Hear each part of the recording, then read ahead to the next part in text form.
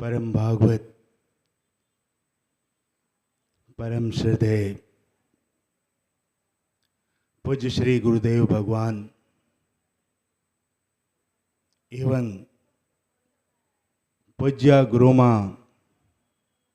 के पावन श्री चरणों में कोटि कोटि प्रणाम तथा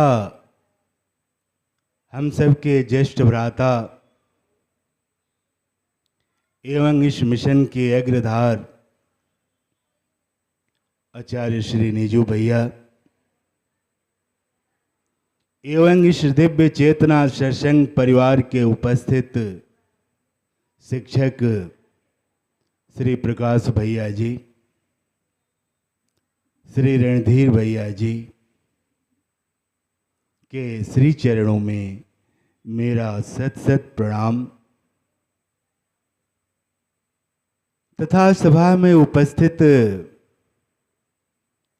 सभी अध्यात्म जिज्ञासुओं को मेरा यथा योग्य प्रणाम। यह सभा परम आराध्य पूज्य गुरुदेव भगवान की सभा है, उनकी उपस्थिति है। हे प्रभु, मैं सिर्फ आपका हूं। क्यों हूं नहीं जानता। आप अपना माने या न माने ये आपकी मर्जी। कहते हैं कि हर झील में कमल खिला नहीं करता, हर शीप में मोती मिला नहीं करता। अरे प्रभु, यह तो शुक्र है आपका, अन्यथा ऐसा सद्गुरु हर युग में मिला नहीं करता।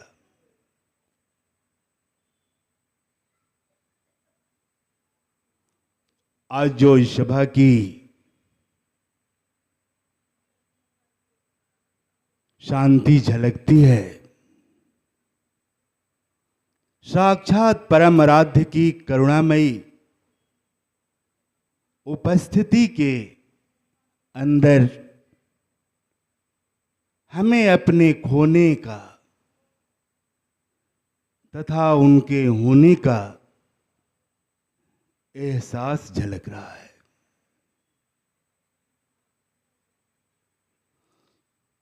ये जो शांति, करुणामय शांति बरस रही है,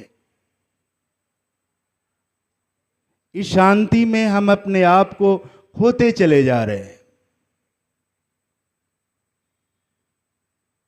तथा वो अपने अंदर भरते चले जा रहे हैं।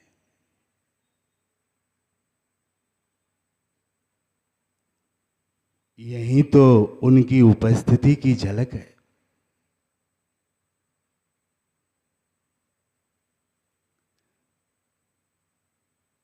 परम आराध्य पूज्य गुरु महाराज साहब कहा करते थे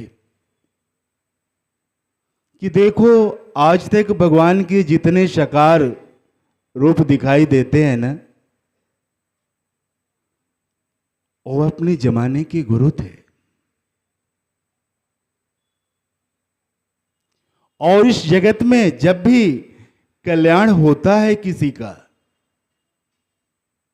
तो गुरु से ही होता है। गुरु हमें कहां ले जाना चाहते हैं और हम कहां अटकना चाहते हैं।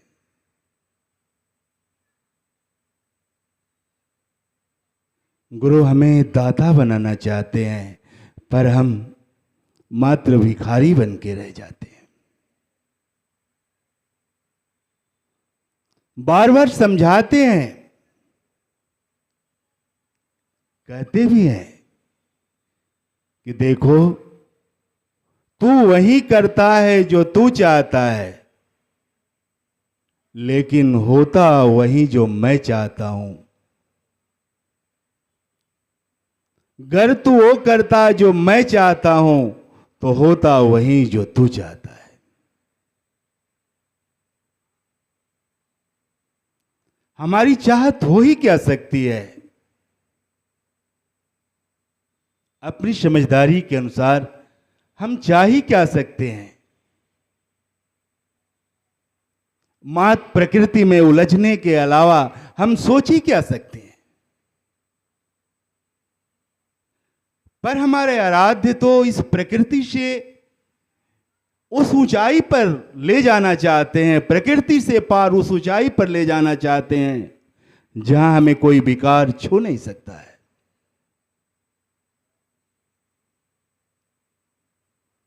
हमारी हालात तो उस दरिद्र ब्राह्मण सुदामा की भांति है, जो पत्नी के बार बार प्रेरित करने के पर अपने मित्र भगवान कृष्ण के सम्मुख उपस्थित होते हैं। पास में 3 मुट्ठी तंदुल जो कांख में छुपाए फिरे थे, लेकिन भगवान कृष्ण के सम्मुख आते ही कुछ छिपा नहीं। भगवान कृष्ण ने उसे स्वीकार कर लिया। पर सुदामा को क्या पता कि हमारे आराध्य हमें कहां ले जाना चाहते हैं। अपनी समझदारी के अनुसार सोच बैठते हैं। कहता था ना, कोई कुछ देने वाला नहीं है, लेकिन पत्नी है ना, समझती ही नहीं, बार बार प्रेरित करती रही। क्या दिया कृष्ण ने? अरे जो 3 मुट्ठी तंदुल था उसे भी ले लिया, कुछ दिया नहीं। लेकिन जब घर पहुंचते हैं ना, अपने घर की हालात देखते हैं ना, निहाल हो जाते हैं। यही हालात होता है हम सब शिष्यों का भी। हमारी समझदारी इतनी बौनी है ना कि उसके पैरों में दम नहीं है। उसके पैर इतने नन्हे नन्हे हैं कि चल नहीं पाते हैं, केवल घुटनों केवल रेंगते हैं, सोच नहीं पाते हैं, उस अनुभव को समझ नहीं पाते हैं। कहते हैं ना, नन्हे नन्हे पांव है मेरे, ऊंचा अनुभव तेरा, देख कहीं प्रभु मैं गिर न जाऊं, बांह पकड़ ले मेरा। उस महाप्रभु के अनुभव को नहीं समझ पाते हैं कि वो हमें क्या देना चाहते हैं। हम भी सोच बैठते हैं, इतने दूर दराज से आते हैं, क्या मिला? लेकिन इसकी उपलब्धि जब हम अपने घर पर जाते हैं ना, तो वहीं अपने खोने का एहसास और उस खोने के बाद उसमें अपने आराध्य को भरने का जो आनंद मिलता है ना, हमें आनंदित कर देता है, हमारे जीवन को निहाल कर देता है। हमारे अंदर सारे वो ईश्वरीय गुण भरना शुरू हो जाते हैं, हमारी सोच में, हमारी समझदारी में। ये होता है ऐसे सत्पुरुषों की सानिध्यता का फल, ऐसी सत्पुरुषों की सत्संग के दरबार की सानिध्यता का फल होता है।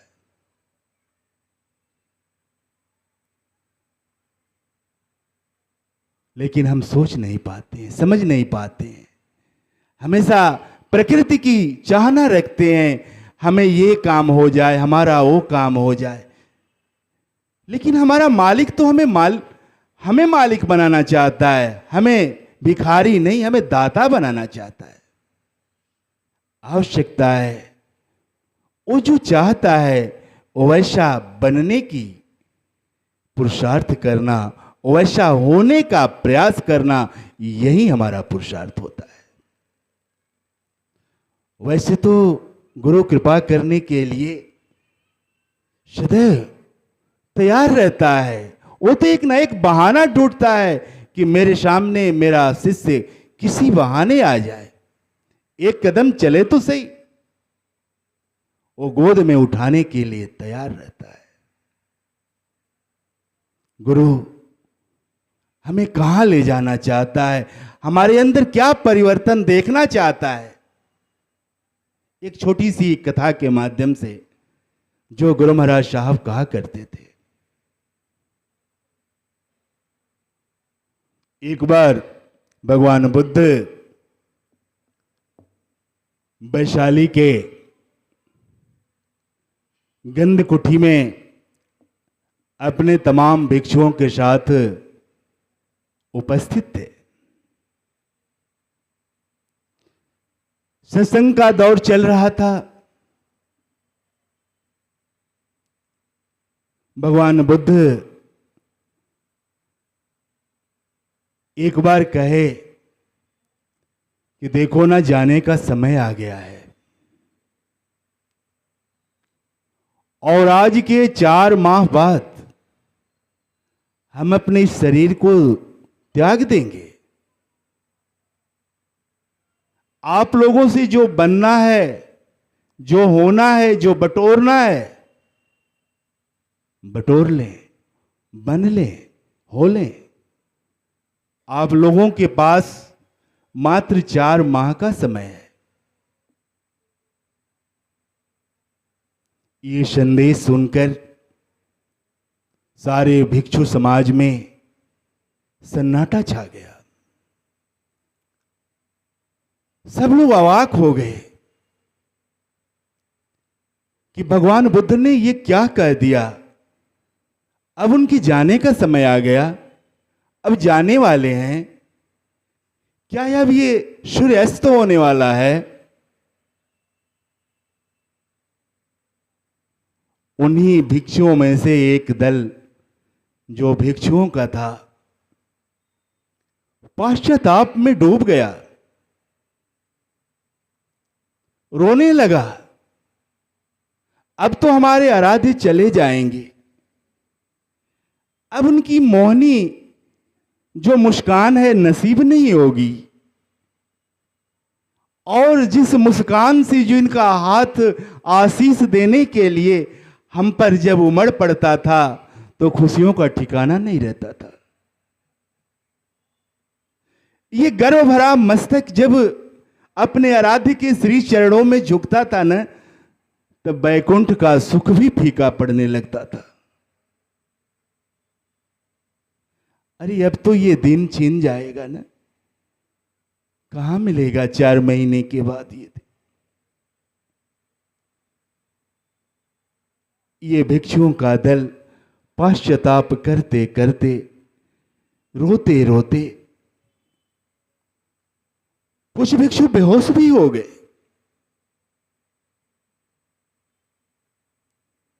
एक दूसरा भी भिक्षु का दल था जो सोचा अब तो आराध्य चले गए, जीने का कोई संबल ढूंढ लें। कैसे उनके न रहने के बाद हम अपने जीवन को जी पाएंगे, कैसे रह पाएंगे? अब तो आराध्य हम लोगों के बीच रहेंगे नहीं, तो संबल क्या ढूंढे? तो किसी ने उनका जेवर ढूंढा जो उनका वस्त्र था, किसी ने उनका खड़ाऊ ढूंढा, किसी ने उनका दान पात्र या जो भिक्षा पात्र है उसे बटोरा। सारी यादगार की वस्तुएं वो दल जो था बटोरने में व्यस्त हो गया और एक पश्चाताप की भाव से किसी तरह जी रहा था।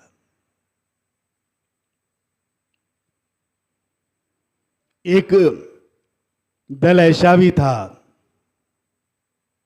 जो सोच रहा था कि प्रभु के जाने के बाद इनके संग का क्या होगा, कैसे संग चलेगा, कैसे इन तमाम भिक्षुओं का भला होगा। जो बेचारे अधपके हैं कैसे पकेंगे। अरे वो फल तो तभी पकता है जब सूर्य का उदय होता है। अपने अंदर जब भाव का फल तभी पकता है ना, जब वो सूर्योदय उस प्रभु के उस आराध्य का सूर्योदय होता है, तभी हमारे अंदर भाव रूपी फल पकता है। कैसे इन तमाम भिक्षुओं का पालन पोषण होगा, उनके भावों की रक्षा कैसे होगी। एक ये भी दल था जो इस विषय में सोच रहा था और भगवान बुद्ध की नजर पड़ती है एक बेचारा भिक्षु जिसका नाम सितव्रत था।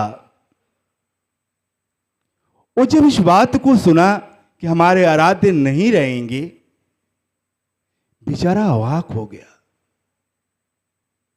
अपने अंतर को जब निहारा तो जितनी भी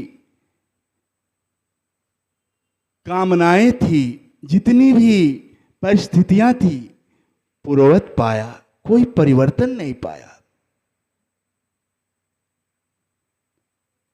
मौन हो गया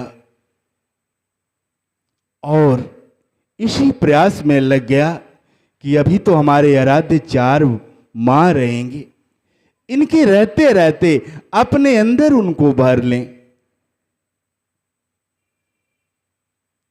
और इसी प्रयास में जुट गया। किसी से न बोलता था, न कहीं कोई बात करता था। एकांत में बैठकर अपने को खोने का तथा अपने आराध्य को भरने का अभ्यास करना शुरू कर दिया। धीरे धीरे 2 माह गुजर गए और सारा भिक्षु मंडली भी उपस्थित हो गया, क्योंकि सुना कि अब तो भगवान बुद्ध शरीर को त्यागने वाले हैं। सब लोग उपस्थित हो गए। भगवान बुद्ध ने पूछा कि अब तो 2 महीना गुजर गया, आप लोगों ने क्या क्या बटोरा, इन 2 महीनों में आप लोगों ने क्या क्या सजोया, क्या क्या बटोरा। जो पहली मंडली थी भिक्षुओं की, आराध्य के चरणों में जाके झुक गई, रोते हुए प्रार्थना किए, प्रभु हमारे पास पश्चाताप के अतिरिक्त कुछ बचा नहीं, कुछ बटोर नहीं पाए। जब तक सूर्य का उदय रहा तब तक हम खोए रहे, नहीं जान पाए कि एक दिन ये सूर्य अस्त होने वाला है और जीवन में वो अंधेरा आएगी। नहीं समझ पाए प्रभु। आप कहा करते थे कि देखो, व्यक्ति वही समझदार है जो दिन रहते रहते रात्रि की व्यवस्था कर ले, अन्यथा हर जीवन में वो अंधेरा आएगा और उस अंधेरे में टटोलने के अतिरिक्त कुछ बचेगा नहीं। और हम लोगों के हाथ में प्रभु वही अंधेरा है। जब तक सूर्य का उदय था तब तक हम लोग बिसरे थे, उस सूर्य के मर्यादा को समझ नहीं पाए, सूर्य के आदेश पर हम चल नहीं पाए और अपने जीवन को यो ही खो दिए, कोरा के कोरा ही रह गए। अपने जीवन में वो परिवर्तन नहीं ला पाए जिस परिवर्तन को आप लाना चाहते थे।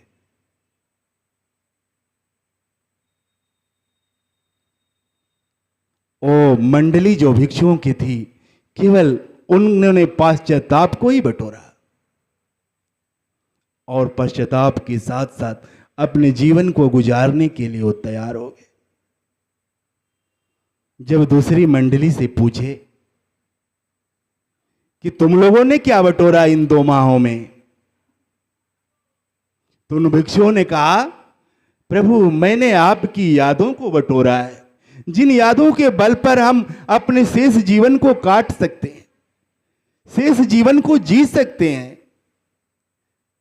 किसी ने अपनी झोली को दिखाया, देखो प्रभु मैंने आपके इस भिक्षा पात्र को बटोरा है, मैंने आपके खड़ाओं को बटोरा है, मैंने आपके इस वस्त्र को बटोरा है, मैंने उस जगह को बटोरा है, उस आसन को बटोरा है जिस पर आप बैठा करते थे।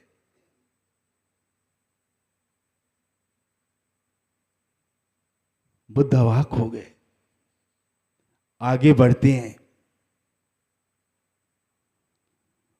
और सभा मंडली जो भिक्षुओं की थी, उनसे पूछा कि आप लोग क्या बटोरे इन 2 माहों में। उन्होंने कहा, प्रभु हमें तो अपनी चिंता नहीं है, हमें तो अपने उन भाइयों की चिंता है जो आपके चले जाने के बाद कैसे जी पाएंगे। ये आपका संग, जिस संग को आपने इतने परिश्रम के साथ सजोया है, इस बागिया को इतने परिश्रम के साथ सींचा है, जिन पुष्पों को आपने लगाया है, ये पुष्प कैसे पुष्पित रहेंगे, कैसे हरे भरे रहेंगे, इस बात की चिंता है। और चिंता ही नहीं प्रभु, आपसे यही प्रार्थना है कि जिन पुष्पों को आपने लगाया है, ये पुष्प हमेशा खिले रहें, इन पुष्पों में कोई मुरझाहट ना आने पाए। आप इतना तो रहम करना प्रभु। बुद्ध मुस्कुराए, बहुत प्रसन्न हुए। फिर जो अंतिम उनका जो भिक्षु था, जो मौन था, जो किसी से न बोलता था, न किसी से कोई कहता था, उसको बुलाते हैं बुद्ध। अच्छा तू बताओ सितव्रत, तूने इन 2 माहों में क्या बटोरा है। सितव्रत चरणों में जाके झुकता है, रोते हुए कहता है, प्रभु जब से सुना है कि आप 4 माह के बाद इस शरीर को त्याग देंगे, उसी दिन अपने आप को झांका तो अपने अंदर पाया, आपकी अनुपस्थिति को ही पाया कि इतने दिनों के सानिध्यता के बाद भी मैं अपने आप के अंदर आपको नहीं भर पाया, अपने अंदर आपको नहीं रख पाया। केवल अपने जब भी अंदर को झांकता है तो अपनी ही मान्यताओं को पाते हैं, कहीं आपकी मान्यताएं तो दिख ही नहीं पा रही है। तो एक ही प्रयास किया प्रभु कि हम अपने आप को खोने का अभ्यास और अपने अंदर आप को भरने का प्रयास इन 2 माहों में किया और यही बटोरा प्रभु। बुद्ध बहुत प्रसन्न हुए। इसी बीच जिस वृक्ष के नीचे लोग बैठे हुए थे ना, उसी वृक्ष से एक आम टपकता है जो पका हुआ था। बुद्ध बोलते हैं कि देखो ये आम पक गया है, इसे अब सूर्य की जरूरत नहीं है, लेकिन इस पके हुए आम से इस संघ का कल्याण नहीं होगा। इसी बीच उस पेड़ पर जो अधकचे पके आम थे पुकार उठते हैं, प्रभु मेरा क्या होगा, मेरा कल्याण कैसे होगा। बुद्ध कहते हैं ना, तेरा भी कल्याण होगा। तेरा कल्याण इस संघ की सोच से होगा, हमारे लगाए हुए पुष्पों की सेवा से होगा, हमेशा निहारते रहना कि मेरा कोई पुष्प मुरझाने न पाए, और इसी क्रिया से ही तुम्हारा भी कल्याण होगा। और ऐसा कहकर भगवान बुद्ध अपने जीवन को त्याग देते हैं। ठीक ऐसे ही जब हम अपने आराध्य पूज्य गुरुदेव भगवान के जीवन को निहारते हैं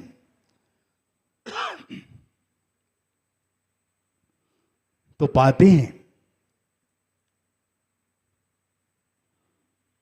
जब परम आराध्य पूज्य गुरुदेव भगवान ने भी हम सबसे कहा कि देखो तुम लोग हमको कब तक रखोगे, हम भी अब रहने वाले नहीं हैं।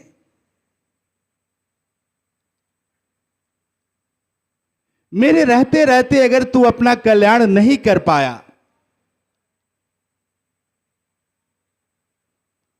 तो तू जाने,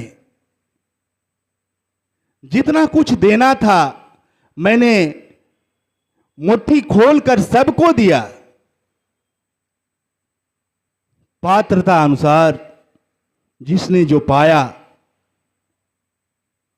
जिसकी जो जितनी योग्यता थी उतना ही स्वीकार किया। हम सब भाइयों में भी उसी तरह बहुत सारे दल भी थे। जैसे प्रथम दल भिक्षुओं का था, ये केवल रोने के अतिरिक्त कुछ बचा नहीं, केवल रोता रहा, पश्चाताप करता रहा कि हम परम आराध्य के रहते रहते अपने आप को सजा नहीं पाए। जो हमें बनाना चाहते थे बन नहीं पाए, जहां हमें ले जाना चाहते थे चल नहीं पाए, उनके हाथ में भी केवल पश्चाताप रहा। कुछ हमारे भाई ऐसे भी रहे जो उनकी यादगारों को बटोरते रहे, एक जीने का संबल ढूंढा। किसी ने परम आराध्य के अंग वस्त्र को रखा, किसी ने परम आराध्य के चरण पादुका को रखा, मात्र जीने का सहारा ढूंढा।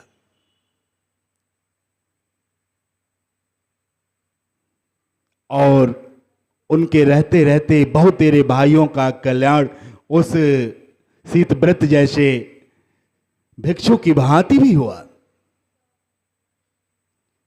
लेकिन जिन भाइयों का कल्याण नहीं हो पाया उनके लिए गुरु महाराज साहब ने भी यही आदेश दिया कि जो हमारे इस विचार की सेवा करेगा, जो हमारे इस संघ के विषय में सोचेगा, उसके कल्याण की जिम्मेवारी मैं स्वयं लेता हूं। आज जो हमारे विशेष कार्यकर्ता भाई हैं, जिनके बल पर गुरु महाराज साहब का मिशन फलता है फूलता है, आज उन्हीं लोगों की देन है कि आज हम लोगों को ऐसा दरबार मिलता है।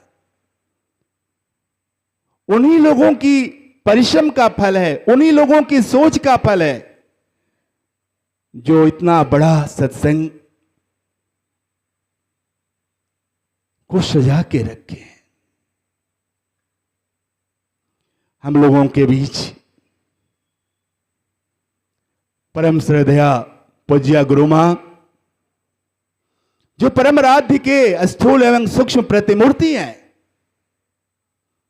उनकी करुणा की जो छत्र छाया मिली है, उनकी करुणा की जो आंचल मिली है, हम लोगों को हमेशा हरियाली से भर देती है। साथ ही न जो बड़े भैया का प्यार मिलता है। गुरु महाराज साहब से एक बार हमने पूछा कि प्रभु आप तो चले जा रहे हैं, हम सबका कल्याण कैसे होगा? गुरु महाराज साहब ने कहा कि देखो, जब पिता नहीं रहता है ना, तो अपने जितने छोटे पुत्र हैं ना, छोटे भाई हैं ना, उनके सारे भारों की जिम्मेवारी बड़े भाई के कंधे पर आ जाती है। और आज हम लोग इतने भाग्यशाली हैं ना कि हम लोगों के बीच हमारा बड़ा भाई उपस्थित है। हम सब के सारे भारों की जिम्मेवारी भैया स्वयं अपने कंधों पर लेकर चलते हैं। गुरु महाराज के सारे कार्यों की जिम्मेवारी दिन रात अथक परिश्रम करके हम सबके कल्याण के लिए अपने स्वास्थ्य की भी देखभाल नहीं करते। सारे भारों को अपने कंधे पर लेकर हम सबके चेहरे पर हमेशा मुस्कान देखना चाहते हैं। यही तो इनकी करुणा है। परम आराध्य पूज्य गुरु महाराज साहब से हम यही बार बार प्रार्थना करते हैं कि हे प्रभु, आपके युग को भी देखा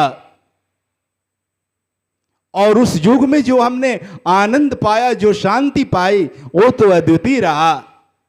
लेकिन जो आज युग चल रहा है, परम श्रद्धेया पूज्य माता जी के सानिध्य काल में, ये सत्संग का ये स्वर्णिम युग है। और ये स्वर्णिम युग हम सबसे मत चिनिए प्रभु। हम सबके जीवन में इस स्वर्णिम युग को बनाए रखें। साथ ही हमारे इस बड़े भैया के कंधे में वो बल दें, वो साहस दें, जिस साहस के बल पर हम सारे अनुजों का भला हो, हम सारे अनुजों के चेहरे की मुस्कान बनी रहे, कभी हमारे जीवन में वो शिरकन ना आने पाए। ऐसी प्रार्थना के साथ हम अपने परम आराध्य पूज्य गुरुदेव भगवान के श्री चरणों में कोटि कोटि प्रणाम करते हैं। साथ ही परम श्रद्धेया पूज्य गुरु मां के चरणों में भी कोटि कोटि प्रणाम करते हैं, तथा अपने बड़े भैया के श्री चरणों में भी कोटि कोटि प्रणाम करते हैं। ओम शांति।